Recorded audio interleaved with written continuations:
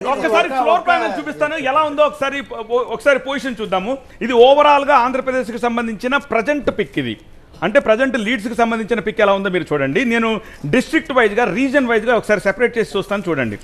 ఇది గోదావరి డిస్ట్రిక్ట్స్ లో clean sweep ఒక్కటి కూడా వైసీపీ లేదు. 34కి 34 అటు జనసేన ఇటు టీడీపీ షేర్ చేసుకుంటున్నాయి. ఇది ఉమ్మడి గోదావరి జిల్లాల్లో. ఇక కృష్ణా గుంటూరులో చూడండి క్లీన్ స్వీప్.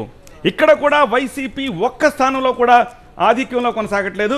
వేరాజ్ నార్త్ ఆంధ్రకు వచ్చేసరికి 3 చోట్ల వైసీపీ లీడ్లో ఉంది.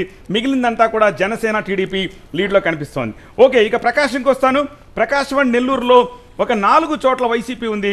మిగిలిందంతా కూడా టీడీపీ కనిపిస్తోంది. And finally Rayalaseema last time 49 out of 52. ఈసారి మీరు చూడొచ్చు ఎన్ని స్థానాల్లో అవుట్ ఆఫ్ 49లో 44 టీడీపీ ఉంటే కేవలం 8 స్థానాల్లో మాత్రమే వైసీపీ ఇక్కడ లీడ్ లో కొనసాగుతోంది. This is latest overall. కానీ నేనేమనుకుంటానంటే యాజ్ ఏ జర్నలిస్ట్ ఒక ప్రెజర్ గ్రూప్లో ఉండాల్సిన వ్యక్తి కింద నేనేమనుకుంటానంటే ప్రజాస్వామ్యంలో బలమైన ప్రతిపక్షం ఉండాలి.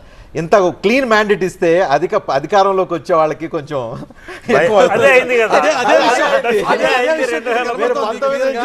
19 నుంచి 24 వరకు అదే అయింది. ఇప్పుడు కూడా ప్రజాస్వామ్యం అంటే బలమైన ప్రతిపక్షం ఉండాలి. తెలంగాణ బలమైన ప్రతిపక్షం కూటమి ఉంది కాబట్టి పక్కలో బల్లెలాగా 2 పార్టీలు ఉంటాయి, పొడుస్తూ ఉంటాయి కాబట్టి కొంచెం దగ్గర పెట్టుకుని పక్కన పెడితే ఎవరు గెలుస్తారు ఎవరు ఓడిపోతారు పక్కన పెడితే కొంతమంది అసెంబ్లీలో ఉండాలి అని నేను కోరుకున్నా. కొంతమంది క్యాండిడేట్స్ ఎవరైతే మైకుల ముందు చాలా మంది అమ్మటి ఉండాలి, పవన్ కళ్యాణ్ ఉండాలి, లేకపోతే కొడాలి నాని ఉండాలి, రోజా ఉండాలి, కొంతమంది ఉంటారు ఫైర్ బ్రాండ్స్. వీళ్ళందరూ అసెంబ్లీలో ఉంటే ఏపీ అసెంబ్లీ ఎలా ఉంటుందో ఆ దృశ్యం చూడాలనుకున్నాం. బట్ సైన్యం అంతా వెనక్కిపోయి రాజుని మాత్రమే అసెంబ్లీకి పంపించేలా కనిపిస్తుంది సిచ్యువేషన్ చూస్తుంటే. సో జగన్మోహన్ రెడ్డి ఒంటరి పోరాటం చేయాల్సిన పరిస్థితి కనిపిస్తుంది విత్ లిమిటెడ్ సైన్యం. నేషనల్ లెవెల్లో చూసుకుంటే ఇండియా కూటమికి సంబంధించిన అప్డేట్స్ మనకు అందుతున్నాయి.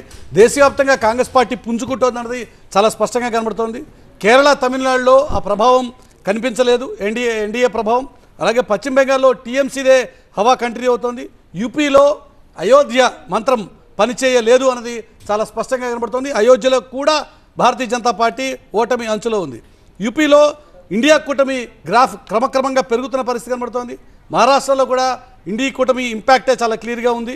దాంతోపాటుగా రాజస్థాన్లో కాంగ్రెస్ బీజేపీ మధ్య హోరాహోరీ పోరుంది. ఇంతకుముందు ఏదైతే అనుకున్నామో ప్రజాస్వామ్యంలో బలమైన ప్రతిపక్షం అని, ఇప్పుడు ఇండియా కూటమి అధికారంలోకి వస్తుందా లేదా అనేది విషయాన్ని పక్కన పెడితే ఖచ్చితంగా ఒక బలమైన ప్రతిపక్షంగా ఎదిగింది అన్నది నెంబర్స్ని బట్టి చాలా క్లియర్గా కనబడుతుంది. 291, 231 ఆ రేంజ్లో ఫైట్ ఇస్తున్నటువంటి ఢిల్లీలో మజా ఉండబోతుంది. ఢిల్లీలో బలమైన ప్రతిపక్షం ఉండబోతుంది. ఇక దాని పక్కన పెడితే ఆంధ్రప్రదేశ్లో ప్రస్తుతం ఉన్న నెంబర్స్ని బట్టి చూస్తే వైఎస్ఆర్ కాంగ్రెస్ పార్టీకి ప్రతిపక్ష హోదా దక్కటం కష్టం అనిపిస్తుంది. It's a serious concern. 360 degrees turn around అయింది. గతంలో 151 ఉండి ప్రతిపక్ష హోదాకి బొటాబొట్టిన తెచ్చుకున్న తెలుగుదేశం ఉంటే ఇప్పుడు ప్రతిపక్ష హోదా దక్కటం వైఎస్ఆర్ కాంగ్రెస్ పార్టీకి కష్టమైపోయే పరిస్థితి కనిపిస్తుంది. రవిచంద్రారెడ్డి, ఈ సందర్భంలో మీరు క్లారిటీ, మీ రియాక్షన్ నాకు కావాలి సార్. నిజంగా బాధాకరం.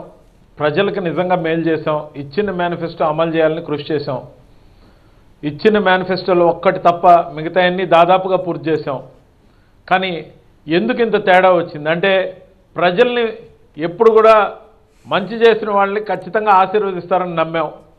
కానీ ప్రచార మాధ్యమాల ద్వారా రాజకీయం చేయొచ్చని జెండాకి జెండా కలిపేసి పోల్ పర్సంటేజ్లో ఓట్లు ట్రాన్స్ఫర్ చేయించుకోవచ్చని ఇది నిరూపిస్తున్నట్టు కనిపిస్తుంది. ఖచ్చితంగా దీని మీద సమీక్ష ఉంటుంది. అభివృద్ధి సంక్షేమం అంటే అభివృద్ధిని పూర్తిగా పక్కన పెట్టి సంక్షేమం మీద మాత్రమే ఫోకస్ పెట్టి 2,60,000 కోట్ల రూపాయలు డైరెక్ట్ బెనిఫిషరీస్ ట్రాన్స్ఫర్ చేసినా కూడా ప్రజలు దాని మా డబ్బులు మాకే ఇచ్చారు అనుకున్నారే తప్ప పాజిటివ్ ఇంపాక్ట్, పాజిటివ్ రిజల్ట్ మీ వైపు చూపించలేదు కదా రవిచంద్ర గారు. మురళి గారు ఒక రిక్వెస్ట్, 2 నిమిషాలు టైం ఇవ్వండి. ఎందుకంటే దీని విషయంలో మేమేంటంటే కొంచెం స్పేస్ ఇవ్వండి. ఎందుకంటే ఇక మీడియానే మాకు మాధ్యమం. ప్రతిపక్ష హోదా వస్తుందో రాదో తెలియదు కానీ మాకు మీడియానే దిక్కు. ఇప్పుడు ఖచ్చితంగా కూడా నేను ఒక మాట చెప్పదలుచుకున్నా, అభివృద్ధి విషయంలో మేము ప్రచారం సరిగ్గా చేసుకోలే. అంతేకాదు మా మీడియా మేనేజ్మెంట్ ఫెయిల్ అయినట్టు నేను ఖచ్చితంగా చెప్పగలను. ఈరోజు ఐ విల్ డెఫినెట్లీ కేటగారికల్లీ మేము చేసింది చెప్పుకోలేకపోయామనేది నాకు దిగులు బాధ కలిగించే అంశం. ఎక్కడ కూడా 4 పోర్ట్లు ఒక్క గవర్నమెంట్ టెన్యూర్లో సార్ 2 సంవత్సరాలు కోవిడ్ ఉన్నప్పటికీ 4 పోర్ట్ల ఎస్టాబ్లిష్మెంట్ మెరుపు వేగంతో చేయడంతో పాటు రామాయపట్నం పోర్ట్ పూర్తి చేశాం సార్. ఫస్ట్ షిప్ వచ్చేదానికి రెడీగా ఉంది. భోగాపురం ఎయిర్పోర్ట్ ఇంటర్నేషనల్ దానికి ఉత్త ఫౌండేషన్ రాయేస్తే యుద్ధ వేగంతో పనులు చేస్తున్నాం.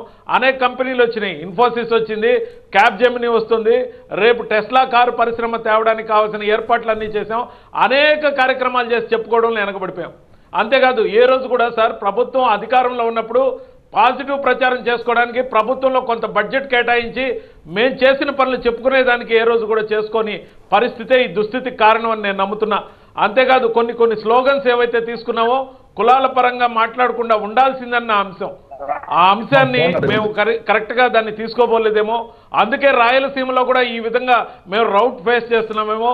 మమ్మల్ని నమ్ముకున్న రెడ్డి సామాజిక వర్గాన్ని పూర్తిగా దూరం చేసుకున్నామేమో. అదే టైంలో కాపులు కమ్మలు కలవు అనుకున్న కాంబినేషన్ వర్కౌట్ అయిందేమో.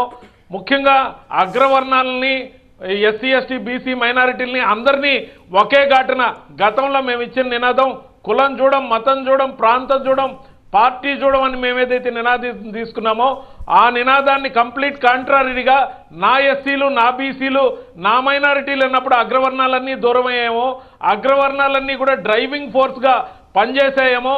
అనేక రకాల సమీక్ష జరగాల్సి ఉంది.